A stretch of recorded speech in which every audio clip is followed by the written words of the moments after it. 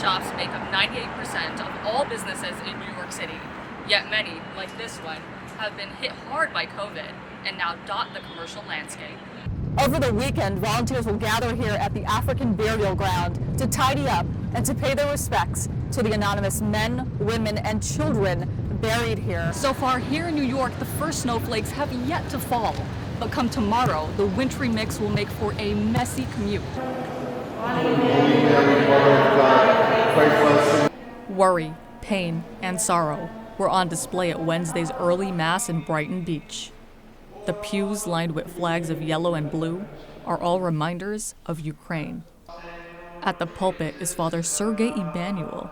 He grew up in Ukraine and has been with the Brooklyn Church for a decade. For him, the war is personal. He's just helped his mother, Sophia, escape the country. This morning, I was happy that it was available, that some private bus are organized exactly when you pay 10 times more that's usually ticket cost, and they going to the site of the Poland.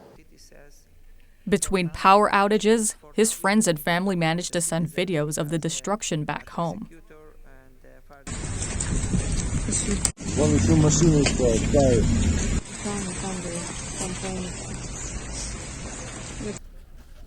Over 1 million have already escaped, says the UN Refugee Agency, and that number could reach up to 4 million in the coming months. The majority find refuge in nearby Poland, like Sophia. For them, even food and water are hard to come by. We just collected in our church the donation, medical supplies, what is the most necessary, power banks, sleeping bags. Community members here in Brighton Beach come to pray, as well as to donate everything from food to clothing. And donations are happening all over the city. At Estetica Salon, volunteers are busy manning a drop-off site for donations. The truckloads of donations will soon board an aircraft bound for Lviv, Ukraine. Ksenia Yelyashevich is from Belarus, just north of Ukraine's border. She devotes 12 hours a day to the humanitarian effort.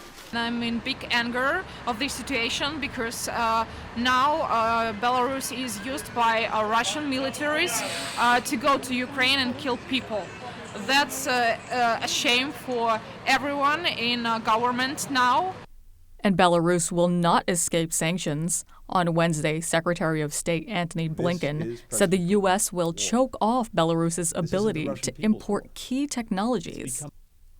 The 6,000 miles that separate the U.S. and Ukraine won't stop community members like Eric Havlik from dropping off bags of clothes and sneakers. I think it's unfortunate, it's anytime that,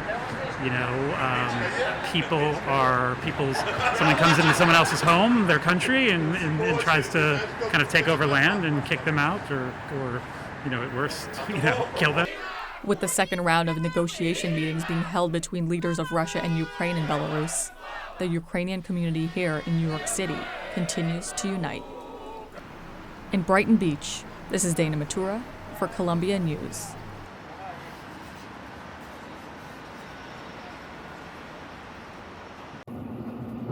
Bodegas, delis, and now GoPuff, where speed is the name of the game. I love it, riding my bike, swifting, jabbing through the streets, I love that. In 20 minutes or less, these new app-based grocery services now compete with landmark corner bodegas in New York City.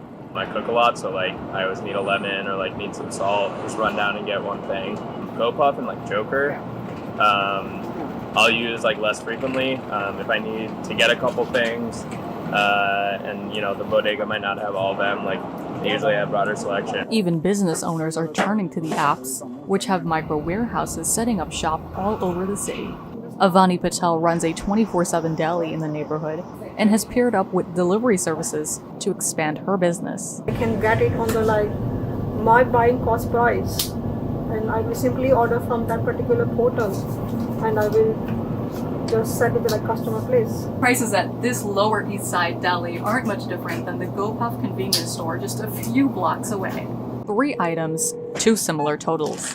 At the deli, it brings up to $13.49, and on GoPuff's app, $13.77. That's before tip. and the $1.95 service charge. But city officials like Gail Brewer are concerned about GoPuff, which, according to the tech publication The Information, made $340 million in 2020. Of these GoPuffs and Jackers and all the other gorillas gotta go! Gotta go! Gotta go! A GoPuff spokesperson said their service complements, not replaces, what other stores offer consumers. Their focus is on adding to the community. Some bodega owners say they cater to the community in a way the new services don't.